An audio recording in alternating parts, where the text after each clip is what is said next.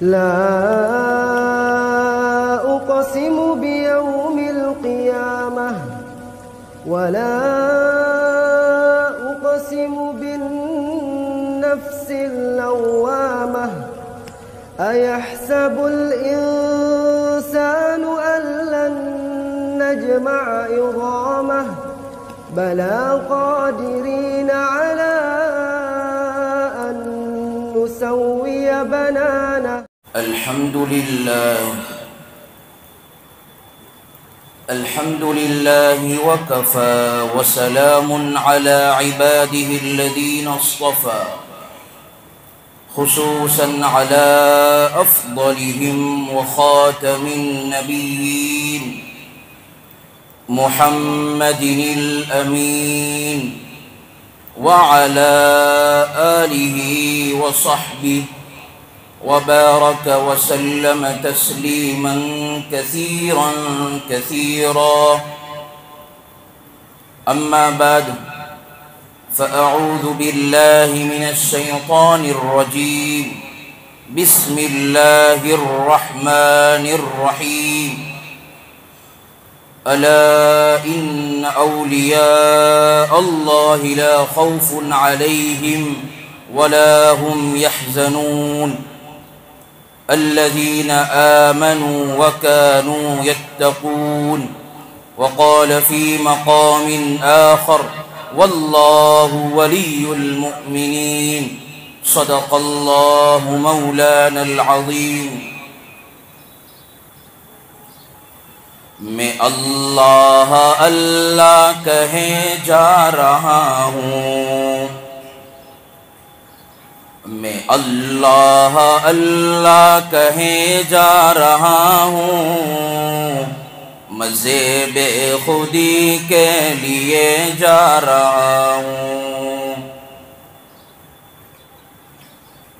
میں اللہ اللہ کہے جا رہا ہوں، لگا کر میں سنت کو سینے سے اپنے یوں بخشش کا ساماں کیے جا رہا ہوں، میں اللہ اللہ کہے جا رہا ہوں، مزے بے خودی کے لیے جا رہا ہوں، بلائیں گے آقا مدینے میں ایک دن،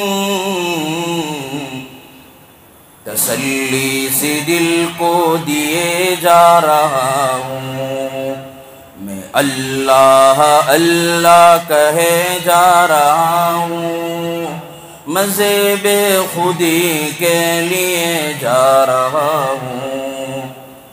اللہم صلی علی سیدنا محمد وعلى آل سيدنا محمد وبارك وسلم. اللهم صل على سيدنا محمد وعلى آل سيدنا محمد وبارك وسلم. اللهم صل على سيدنا محمد وعلى آل سيدنا محمد وبارك وسلم. بزرگان محترم، عزیز نوجوانوں،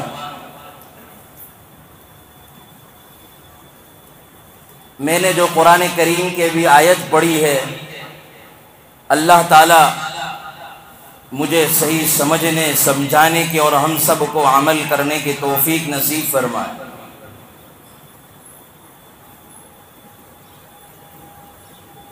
بایزید بسطامی رحمۃ اللہ علیہ جو ہمارے سلسلے کے سالار ہے، نقش بندی سلسلے کے، جب وہ منبر رسول پر بیٹھتے تو وہ کہتے تھے، لوگوں جو کوئی چاہتا ہے کہ وہ اللہ سے ملے، آؤ بایزید سے ملو، میں تمہیں اللہ سے ملا دوں۔ اس لیے یہاں نیت کرے کہ انشاءاللہ ہم جو بھی سنیں گے عمل کرنے کی نیت کریں گے تو اللہ مل جائے گا۔ اللہ ملتا ہے عمل سے، نہ کہ باتوں سے۔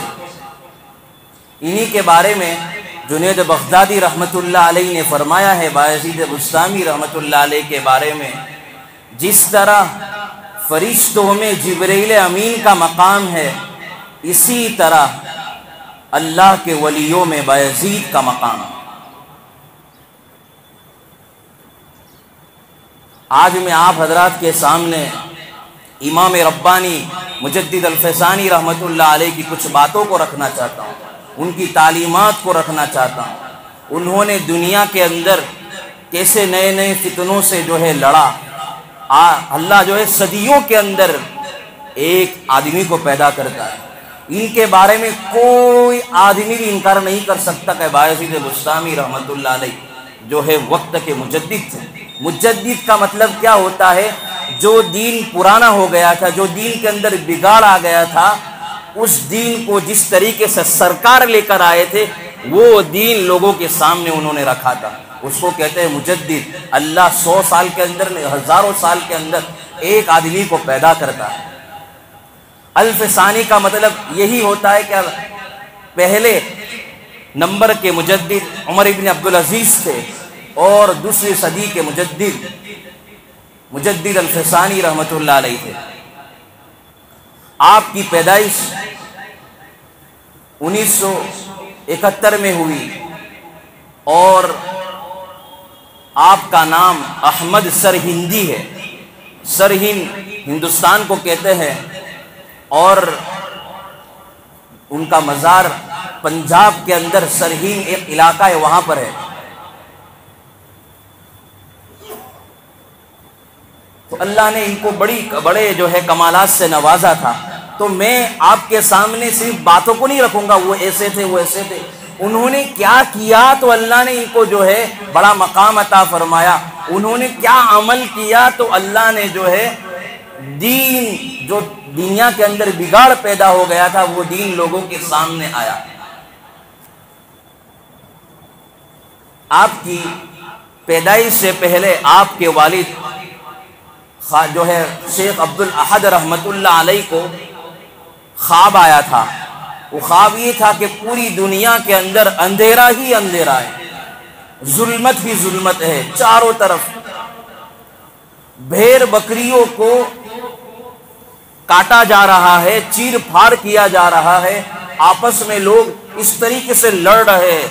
ظلم، زیادتی، بد کرداری، بد اخلاق، بد اعمالی، یہ کیا ہے؟ آپس میں پھیلی ہوئی تھی، جس جو ہے بھیڑ بکریوں کی طرح آپس میں لوگ لڑ رہے تھے، چیر پھاڑ کر رہے تھے۔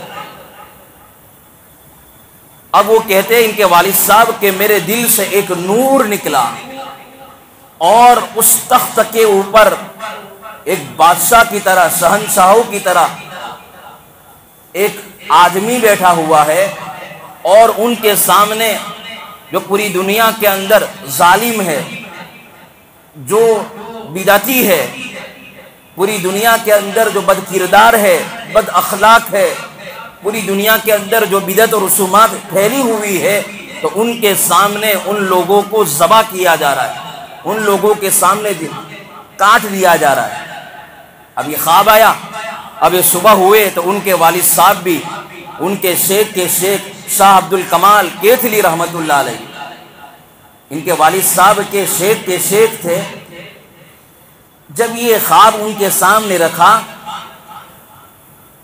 کہ حضرت مجھے اس طریقے سے خواب آیا ہے، مجھے کچھ پتا نہیں ہے، فکر نہ کرو، اللہ آپ کو ایسا صاحبزادہ عطا فرمائے گا، اللہ آپ کو ایسا بیٹا عطا فرمائے گا کہ پوری دنیا کے اندر صرف بے حیائی کو، بد کرداری کو، جو ہے رسم و رواج کو، پوری دنیا کے اندر جو ہے بدعات کو جڑ سے اکھاڑ کر پھینک دے گا۔ اب یہ جو ہے پیدا ہونے کے بعد ان کے والد صاحب نے اپنے شیخ شاہ عبد القدوس گنگوہی رحمۃ اللہ علیہ، آپ یوٹیوب پر سرچ مارو گے تو ان کا مزار ملے گا، گنگوہ کے اندر ان کا مزار ہے، وہ ان کے والد صاحب کے شیخ تھے، ان کو لے کر گئے، حضرت میرے یہاں صاحبزادہ پیدا ہوا ہے، میں چاہتا ہوں کہ آپ بھی ان کو نور نسبت سے نواز دے۔ ذرا دھیان سے سنیں تاکہ آپ کو پوری بات معلوم چلے۔ تو کیا ہے، ان کے سامنے صاحبزادے کو رکھا، ان کے شیخ نے چاہا کہ بھائی شہادت کی انگلی سے ان کو فیض پہنچائے اور جو ولایت کا نور ہے، روحانی طاقت ہے، وہ ان کو پہنچائے۔ اب یہ جو ہے انہوں نے انگلی کو قریب کیا اور شہادت کی انگلی کو منہ میں ڈالنا چاہا تو انہوں نے دائیں طرف کیا ہے اپنے چہرے کو گھما دیا. اب جس طریقے جو ہے واپس انہوں نے جو ہے انگلی کو شہادت کی انگلی کو قریب کرنا چاہا تو انہوں نے بائیں طرف کیا ہے اپنی گردن کو موڑ لیا. تو ان کے والد صاحب رونے لگے کہ حضرت کہ کیا ہو رہا ہے. ان کے آنکھوں سے ٹپ ٹپ آنسو رو رہے آنکھوں سے گریا وہ جاری ہے. ان کے شیخ نے پوچھا آپ کیوں رو رہے ہو, آپ کیوں فکر کر رہے ہو؟ کہا کہ میرا جو ہے بچہ کیا نافرمانی کر رہا ہے, آپ جو ہے دائیں طرف انگلی کو کر رہے ہو تو دائیں طرف موڑ رہا ہے, واپس کر رہے ہو تو دائیں طرف جو ہے اپنے چہرے کو موڑ رہا ہے, سمجھ میں نہیں آ رہا ہے. تو پھر انہوں نے کہا فکر نہ کر, یہی تیرا بچہ پوری دنیا کے اندر بدعات و رسومات کو بے حیائی کو ختم کرے گا. اللہ ان سے پوری دنیا کے اندر تجدیدی کام لے گا, یعنی جو دین پرانا ہو گیا تھا اس دین کو جس طرح سرکار دو عالم صلی اللہ علیہ وسلم لے کر آئے تھے وہی دین کو زندہ کریں گے. جو ہے میں آپ کو بتاتا ہوں, یہ طریقہ بتاتا ہوں. ان کے شیخ نے کہا دیکھ میرے ہاتھ میں انگوٹھی ہے. انہوں نے انگوٹھی کو جیب میں رکھا اور شہادت کی انگلی کو واپس انہوں نے رکھنا چاہا تو جھپٹ کر وہ جو ہے چوسنے لگے, کیونکہ یہ انگوٹھی تھی, یہ علامت تھی بدعت رسومات, اس کو جو ہے جڑ سے اکھاڑنا تھا. تو ان کے والد صاحب کو بتایا, عقل مندی بتائی, دیکھو اس کو میں اکھاڑوں گا تو یہ شہادت کی انگلی جیسی کی ویسی ہے, دین جیسا کا ویسا سرکار نے ہمیں بتایا ہے وہی دین کو وہ لے کر آئے گا.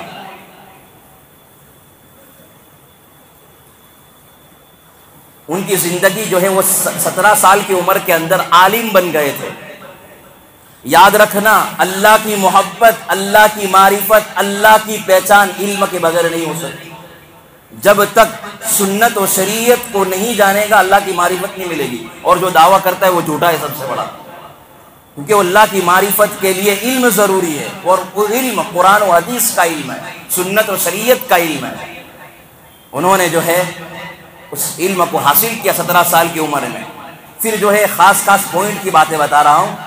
ان کی زندگی کے اندر سنت کی اتباع کتنی تھی وہ میں آپ کو بتا رہا ہوں. سنت کی اتباع کتنی تھی. ایک مرتبہ زندگی کے اندر ایک گھڑی کی غفلت ہو گئی, ایک لمحے کی غفلت ہو گئی.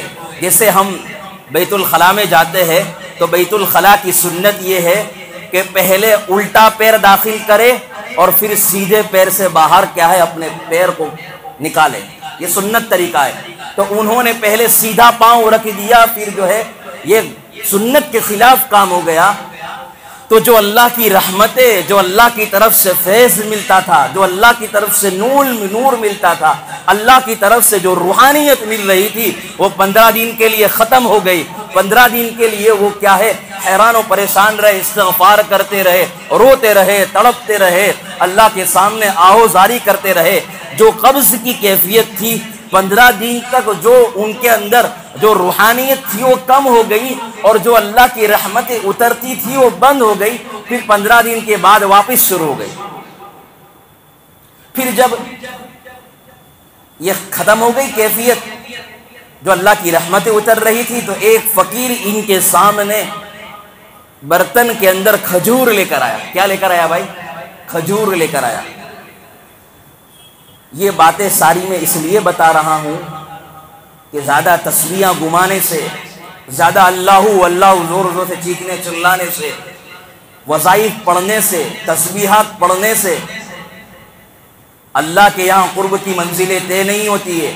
بلکہ جو جتنا زیادہ اللہ کی سنت, جو نبی پاک صلی اللہ علیہ وسلم کی جو سنت ہے اس سنت کو زندہ کرے گا, اس سنت کی اتباع کرے گا, اللہ اس کو اپنے قرب کی منزل سے مالا مال فرمائے گا. سنت کی اتباع, جو انسان جتنی سنت کی اتباع کرے گا اللہ کے یہاں قرب کی منزلوں کو اتنا طے کرتا چلا جائے گا. تو ان کے سامنے ایک فقیر نے کھجور, برتن کے اندر کھجور رکھے تھے, حضرت کے سامنے پیش کیے. حضرت یہ کھجور میں لے کر آیا ہوں, وہ ان کا مرید ہی تھا۔ تو حضرت نے کہا تجھے بھی سنت طریقہ معلوم نہیں ہے، کیا سنت طریقہ ہے؟ تو جب سنت طریقہ معلوم نہیں ہے تو اللہ کے یہاں تو اللہ کا دوست کیسے بن سکتا ہے؟ اللہ کو راضی کیسے کر سکتا ہے؟ تب انہوں نے کہا حضرت مجھے پتا نہیں ہے، کیا مجھے آپ کیا کہنا چاہتے ہو سمجھ میں نہیں آیا۔ تو انہوں نے اللہ کے نبی پاک صلی اللہ علیہ وسلم کی حدیث پڑھی، اللہ وتر ویحب الوتر، او کما قال صلی اللہ علیہ وسلم، اللہ ایک ہے اور ایک ہونے کو پسند کرتا ہے۔ یعنی سرکار کی سنت یہ تھی کہ سرکار کوئی بھی کام کرتے تھے تو طاق عدد میں کام کرتے تھے۔ طاق کہتے ہیں 1 3 5 7 9، اس کو کہتے ہیں طاق۔ اور جفت تو کوئی کام نہیں کرتے، یعنی جوڑے جوڑے 2 4 5، یعنی کوئی بھی کام کرتے تھے تو طاق عدد میں کام کرتے تھے۔ کھانا بھی کھاتے تھے، لقمہ بھی کھاتے تھے تو طاق عدد میں کھاتے تھے۔ پانی بھی پیتے تھے سنت طریقے، وہ سنت طریقہ ہمارے یہاں ہے 3 سانس میں پانی پینا۔ کتنی سانس میں؟ 3 سانس میں، سنت طریقہ ہے۔ تو انہوں نے یہی کہا کہ تو سرکار کی سنتوں پر عمل کرتا جائے گا، اللہ تجھے اپنے یہاں قرب کی منزلیں عطا کرتا چلا جائے گا۔ تو سنت کو زندہ کرنا، تو یہ ہے سنت کی اتباع۔ آج ہمارے معاشرے میں دیکھو، بچوں سے نفرت، باپ اپنے بچوں سے نفرت کر رہا ہے، بیوی بھی ڈر رہی ہے شوہر سے بات کرنے کے لیے، میں کیا بات کروں، کیونکہ ایسے منہ لے کر آتا ہے کہ سامنے والے ڈر جاتے ہیں، شوہر بھی ڈر جاتا ہے، جو بیوی ڈر جاتی ہے کہ بھائی میرا شوہر میرے ساتھ کیسا رویہ کرے گا۔ پڑوسیوں کے ساتھ بھی تکلیف والی باتیں، تکلیف پہنچا رہا ہے پڑوسیوں کو، محلے والے بھی اس کو دیکھ کر راستہ بدل دیتے ہیں۔ تو نبی پاک صلی اللہ علیہ وسلم کی تعلیم کیا تھی، ہمیں اس پر نظر کرنا چاہیے کہ بچوں کے ساتھ کیسے محبت کرتے تھے، بچوں کے ساتھ کیسے رہتے تھے، بڑوں کے ساتھ کیسے رہتے تھے، بیوی کے ساتھ کیسے رہتے تھے، ان کے ساتھ کیسی محبت کرتے تھے، سوسائٹی والوں کے ساتھ کیسے رہتے تھے، سوسائٹی والوں کے ساتھ اللہ کے نبی کا کیا جو ہے معاملہ تھا، کیا طریقہ تھا۔ گھر میں آ رہے ہیں تو کیسا معاملہ تھا اللہ کے نبی کا، کھانا کھا رہے کیسا معاملہ تھا، بیوی کے ساتھ رہ رہے کیسا معاملہ تھا۔ آج یاد رکھو، آج ہم نے سنتوں کو چھوڑ دیا، بس کوئی بھی کام ہم کر رہے ہیں، بے ڈھنگی کام کر رہے ہیں، بس کوئی بھی کام کرو بغیر پوچھے نہیں۔ ہم یہ دیکھو کہ میرے سرکار کی سنت کیا ہے۔ مسجد میں آپ آئے، کوئی بھی سنت کو معمولی نہ سمجھو، ایک ایک سنت پر اللہ جو ہے آپ کے چھوٹے سے عمل کو وزنی بنا دے گا۔ آپ مسجد میں داخل ہوئے تو دعا پڑھے، اللہم افتح لی ابواب رحمتک، بسم اللہ دخلت وعلیہ توکلت ونویت سنت الاعتکاف۔ گھر میں جا رہے، سلام کر کے گھر میں داخل ہو۔ اگر انسان سلام کر کے گھر میں داخل ہوتا ہے تو جتنے جو شیاطین جو ہے وہ ساتھ میں اس کے ساتھ آتے ہیں، وہ ختم ہو جاتے ہیں۔ اب گھر جو ہے کھانا کھانے کا وقت آیا تو کیا ہے، بسم اللہ پڑھ کے جو ہے کھانا شروع کرے، گھر والوں کو بھی یاد دلائے۔ جب انسان کیا ہے کھانا کے وقت بسم اللہ نہیں پڑھتا ہے تو باتوں میں لگا دیتا ہے، جھگڑے میں لگا دیتا ہے، آپس میں دنیا کی باتیں ہوتی ہے۔ تو کھانے کا جو اثر نور ہونا چاہیے وہ پیٹ میں صحیح طریقے سے داخل نہیں۔ اب اٹھتے وقت صبح اٹھے تو دعا، الحمدللہ الذی احیانا بعد ما اماتنا والیہ النشور۔ سو رہے، اللہم بسمک اموت واحیا۔ آپ جو ہے بیڈ پر سو رہے ہیں تو جھاڑ کر سوئے۔ ایک چھوٹی سی مسواک سنت، اس کو بھی زندہ کرے۔ ہم چھوٹی سی سنت کو سمجھتے، لیکن آپ کو پتا ہے کہ ایک مسواک کے ساتھ جو سنت عمل انسان کرتا ہے اس کی نماز 70 گنا بڑھ جاتی ہے بغیر مسواک کی۔ یہ ہے سنت، چھوٹی چھوٹی سنت۔ تو کیا ہے، ہم سرکار کی زندگی کو اپنے سامنے رکھیں۔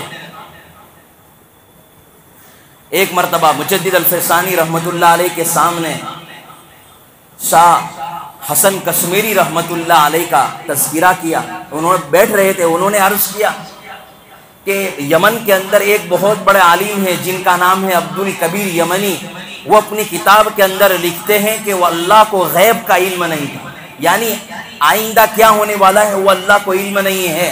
تو وہ بیٹھے ہوئے تھے، ان کا چہرہ سرخ ہو گیا اور وہ کھڑے ہوئے۔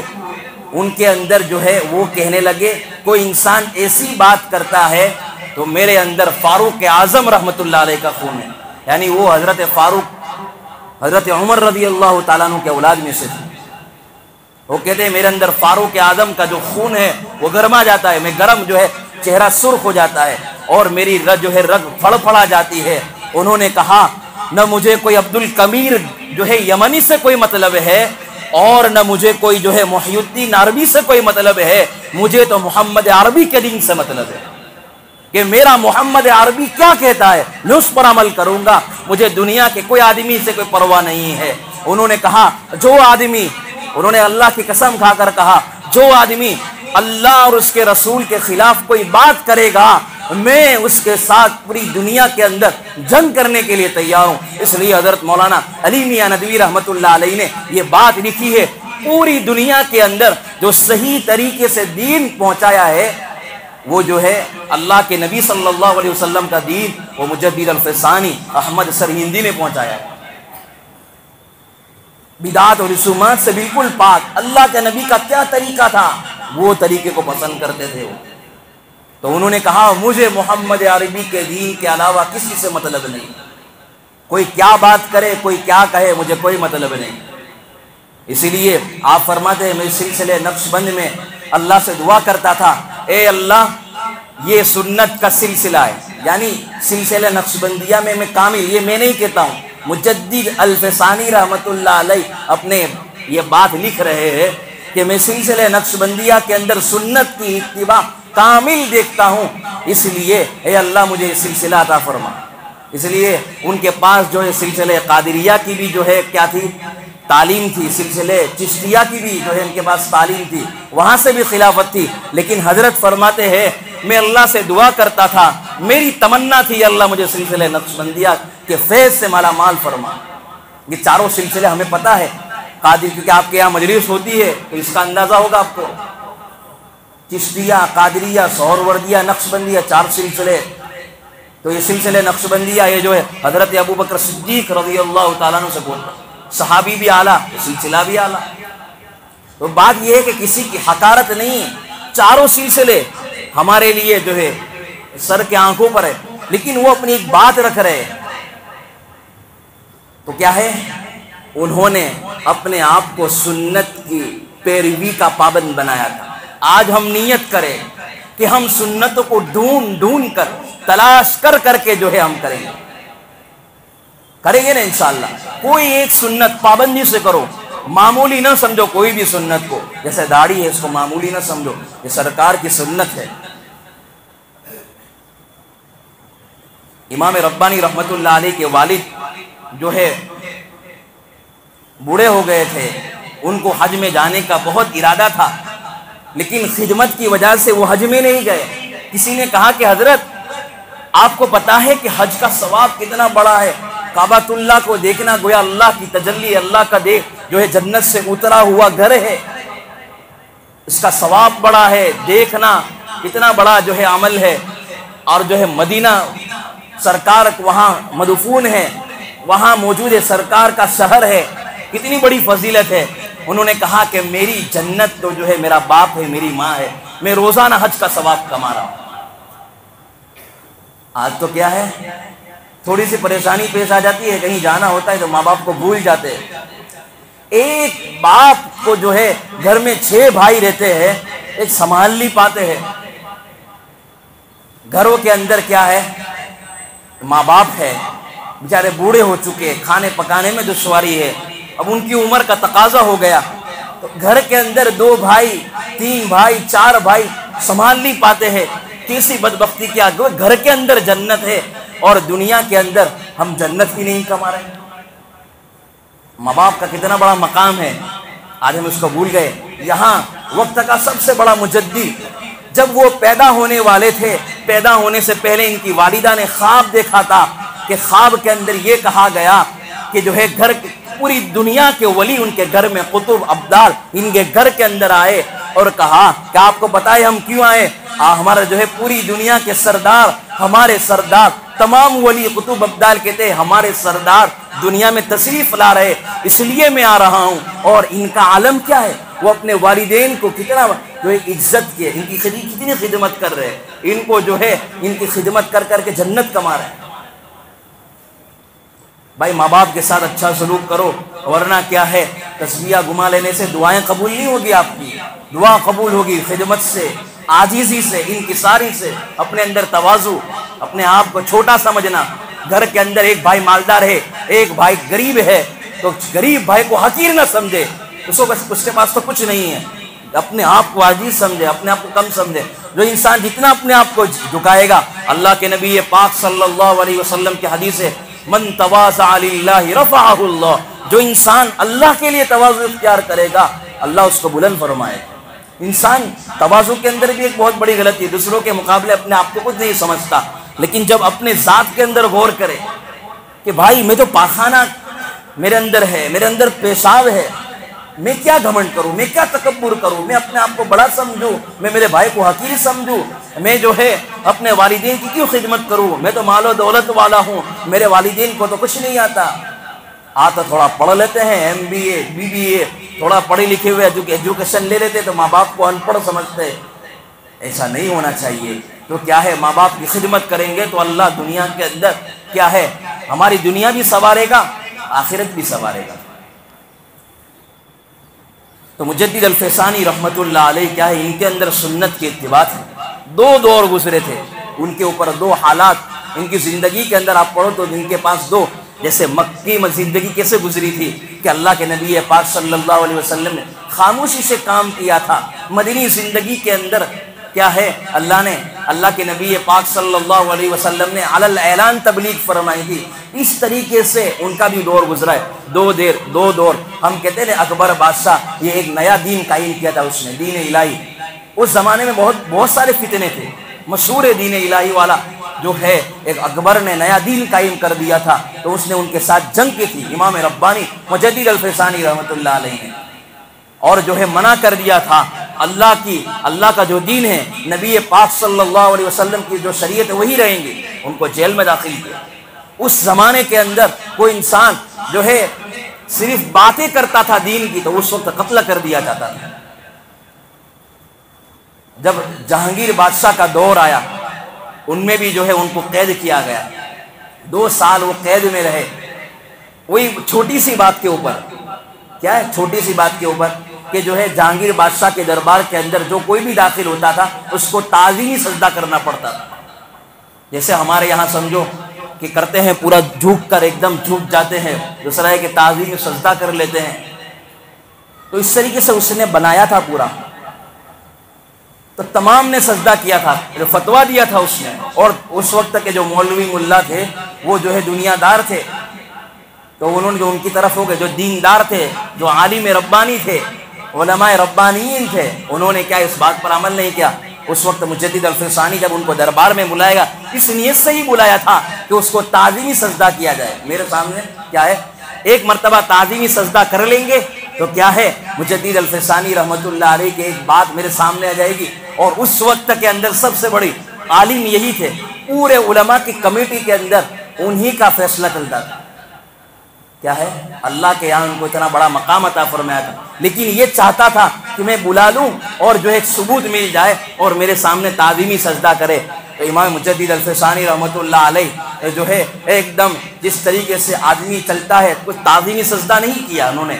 تو جہانگیر بادشاہ نے کہا آپ نے کیوں سجدہ نہیں کیا؟ کہا کہ میں کیوں سجدہ کروں؟ انہوں نے کتنا پیارا جملہ کیا تھا، میں کل بھی اللہ کے سامنے سجدہ کرتا تھا اور آج بھی اللہ کے سامنے سجدہ کروں گا، جھکے گا میرا سر تو اللہ کے سامنے جھکے گا، کسی کے سامنے نہیں جھکے گا۔ میں ایک اللہ کی عبادت کرنے کے لیے دنیا میں آیا ہوں اور شریعت کو زندہ کرنے کے لیے دنیا میں آیا ہوں، میں کسی کے سامنے سجدہ نہیں کروں گا۔ تو جو ہے ان کو جیل میں ڈال دیا۔ جب ان کو جیل میں ڈالا تو ڈالنے کے بعد 2 سال تک جو ہے وہ قید میں رہے۔ ان کے ساتھ 5 خادم تھے۔ کتنے خادم؟ مسلمان 5 خادم تھے، اور ہزاروں کی تعداد کے اندر قیدی جو کیا تھے وہ غیر مسلم تھے، کوئی مسلمان نہیں تھا، غیر مسلم تھے سب۔ جیسے اندر گئے تو کیا ہے لوگ ہوتا ہے نا کہ غلط فہمی کے اندر اور غلط الزام لگا دیتے ہیں، تو جیل کے اندر قیدی آپس میں باتیں کرتے ہیں، مجھے تو پھنسایا گیا اس آدمی نے.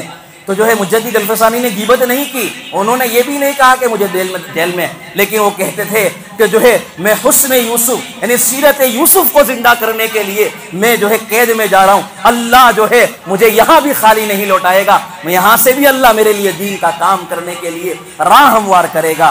جب جیسے ہی قید کے اندر گئے اور صرف 5 مسلمان تھے، ہزاروں کے ہزار سب جو ہے غیر مسلم تھے، ایک جو ہے ان کے پاس آتے تھے، ایسی باطنی اللہ نے توجہ اور ایسی روحانیت عطا فرمائی تھی، جو دیکھتا تھا ان کے قریب آتا تھا، ان سے جو ہے ان کی باتیں جاننے کے لیے کوشش کرتا تھا.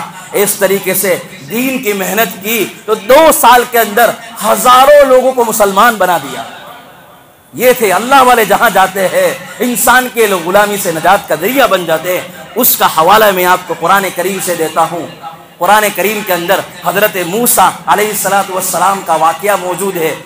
فرعون جو ہے جب چھوٹے سے بچے تھے حضرت موسیٰ علیہ السلام، تو اس وقت جو ہے جتنے بچے پیدا ہونے والے تھے وہ تمام کو وہ قتل کر دیتا تھا ان کے زمانے کے اندر، کیونکہ اس نے خواب دیکھا تھا کہ جو ہے میرے خلافت کے زمانے کے اندر اور میری بادشاہت کے زمانے میں ایک بچہ پیدا ہوگا جو ہے میرے تخت و تاج کو چھینے گا. یہ پوری لمبی بات ہے، میں بات آپ کو شارٹ میں بات بتاتا ہوں کہ جو ہے یہ حضرت موسیٰ علیہ السلام کس کے دربار میں پلے تھے؟ چھوٹے تھے، فرعون کے دربار میں پلے تھے.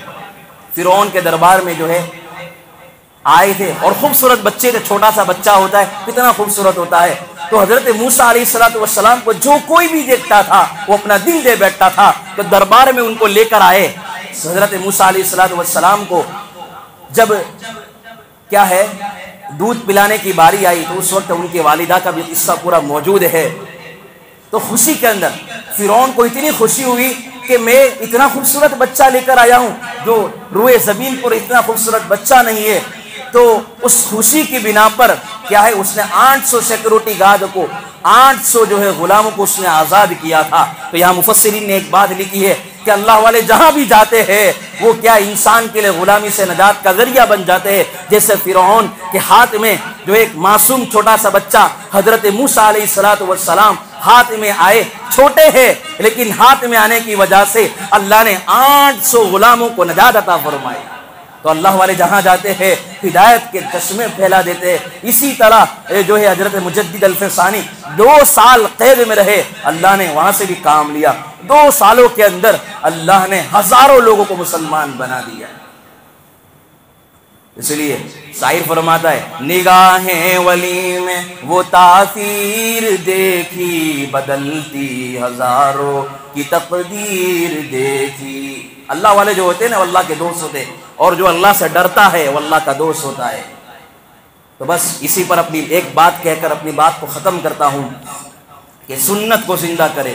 خدا کی قسم جو آدمی سنت کی اتباع کرتا ہے چاہے اس کی دعا قبول ہو رہی ہو نہیں ہو رہی ہو، لیکن اللہ کے یہاں اس کا بڑا مقام ہے. کیا ہے؟ ذرا دھیان سے سنو. جس کی دعا قبول ہو رہی ہو نہیں ہو رہی ہو، وہ پریشان ہو نہ ہو، وہ اللہ کا دوست ہے.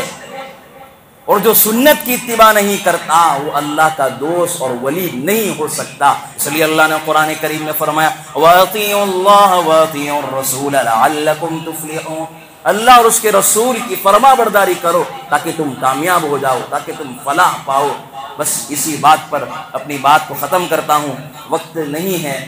دوسری مرتبہ انشاءاللہ مجلس میں موقع رہا تو بات کریں گے. وآخر دعوانا ان الحمد للہ رب العالمین.